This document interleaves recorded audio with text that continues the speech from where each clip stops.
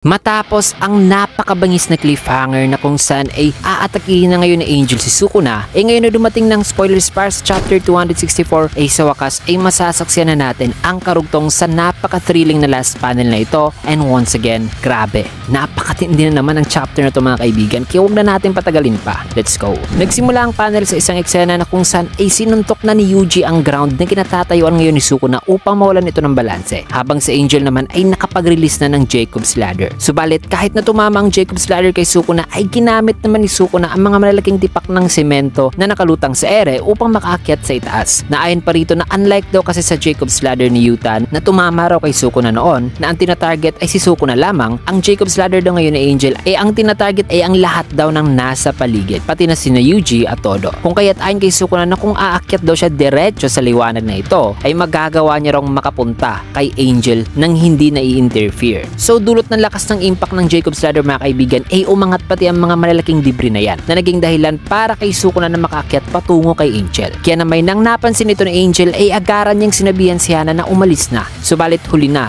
nang nakapunta na pala si Sukuna sa kanyang likuran na may kitang papaatake na rin sa kanya. Naayon sa isipan ni Sukuna na ang output daw ng Jacob's Ladder ngayon ni Angel ay hindi na raw sing lakas pa sa unang Jacob's Ladder na tumama sa kanya noon. Nadagdag pang sabi ni Sukuna na bago pa raw siya mahiwalay sa katawan ni Megumi abot kamay naman daw niya ngayon ang buhay ni Angel, na dahil dyan ay dito na nagbitaw si Sukuna ng isang black flash na suntok na buti na lang ay mabilis na dumating dito si Todo at tinangkay ang black flash na yan para maisalba si Angel at Hana. Pero nakangiti pa rin dito si Todo na matapos niyan ay may kita na tumalsik na itong dalawa, pero napabilib dito si Sukuna kay Todo na sabi pa nga niya dito na si Todo raw ay isa raw talagang tunay na Jujutsu Sorcerer kasi dalawang black flash mga kaibigan ang tinanggap ni Todo sa kanya. Maya-maya pa nang napansin na niya na hindi na makagalaw dito sina Todo kasama sina Angel at Hana ay dito na nag-decide si Sukuna na mamaya na raw niya tatapusin itong si Angel. Subalit bigla namang dumating dito sa itaas si Eugene na naghahanda na ng suntok, bagay na ikinagulat ni Sukuna sapagkat kasulukuyan ding nasusunog si Yuji dulot ng Jacob's Ladder. Kasi ang dinaanan din ni Yuji mga kaibigan ay ang dinaanan ni Sukuna kanina, which is sa center pa talaga ng liwanag na yan. Na matapos yan ay dito na nasuntok ni Yuji ang mukha ni Sukuna na napakalakas, sabay hinawakan nito kagad ang dalawang binti nito at hinampas ito sa building mga kaibigan na tumagos sa napakaraming palapag. At nang di pa nga nakaposisyon ng maayos si Sukuna ay diretsong ginamitan ni Yuji ng cleave ang ground upang mawala ng balance ang King of Curses. Subalit bago pa niya ma-activate ang cleave ay laking gulat ni Yuji nang biglang may paparating na suntok sa kanyang harapan. Kaya na may kaagad dinepensa ni Yuji ang kanyang sarili sa suntok ni Sukuna sapagkat makikita na nag-regenerate na ang dalawang naputol na mga kamay noon ni Sukuna. Naayon pa ng narrator na matapos daw kasi ang dalawang additional black flash na nai-unleash ni Sukuna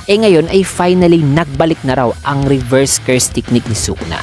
Kaya na may dito na bumawi si Sukuna at ginulpe si Yuji, overpowering Yuji with his forearms. Iniisip din dito ni Sukuna na ang kakayahan daw ni Yuji tamaan ang boundaries ng kanyang soul sa soul ni Megumi using this mantle ay napaka-fatal daw talaga sa kanya. Pero useless naman daw ito kung hindi naman daw makakatama si Yuji sa kanya. Subalit di pa rin sumuko dito si Yuji at ginawa niya talaga ang kanya makakaya para matamaan lamang si Sukuna ng kanyang dismantle na umaapekto sa soul nito. Subalit masyadong mabilis si Sukuna at iniwas-iwasan lamang si Yuji, sabay sinuntok pa nga ito sa mukha. Subalit bigla namang may napansing kakaiba rito si Sukuna habang nakatingin siya kay Yuji, na matapos ng eksenang yan ay ipinakita naman ang isang flashback noon ni Gojo kasama si Yuji dito sa loob ng domain expansion ni Jogo, na kung saan ay nagpapaliwanag dito si Gojo kay Yuji patungkol sa domain expansion. Naayon dito kay Gojo na ang paggamit daw ng domain expansion ay kumukuha raw ng maraming curse energy sa user, pero nagbibigay naman daw ito ng advantage sa user. Unang-una na raw dyan ay ang pagbibigay ng upgrade sa stats ng user na malintulad sa isang buff sa isang video games. Sabay tinapos ni Gojo ang kanyang paliwanag dito na wikang ang curse technique din daw na i-a-apply daw ng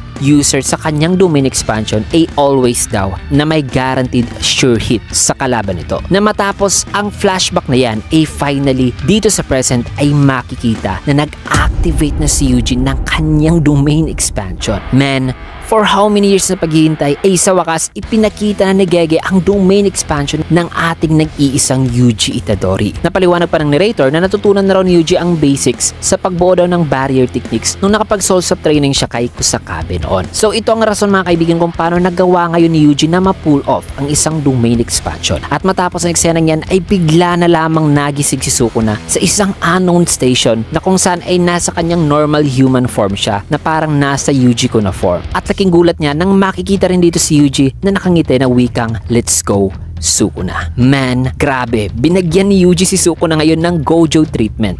And it is either ma-off-screen si Sukuna sa susunod na chapter o DK, dito na natin makikita ang pinakahihintay na nating 1v1 fight nitong dalawa dito sa loob ng domain ni Yuji. Grabe, napakatindi ng chapter na ito. Kaya di na talaga ako makapaghintay. Nagawa nito ng full chapter review para mas madadama pa natin ang labanan at mas maiintindihan pa ang mga nangyayari dito sa chapter na to. Kaya abangan nyo rin ang full chapter review natin para sa chapter 264 dahil dito man natin tatapusin ang spoiler review sa last panel na yan. Kaya naman, kung nagustuhan nyo yung video, can I get a like, comment, follow, subscribe na rin for more videos like this, and see you guys again on my next video.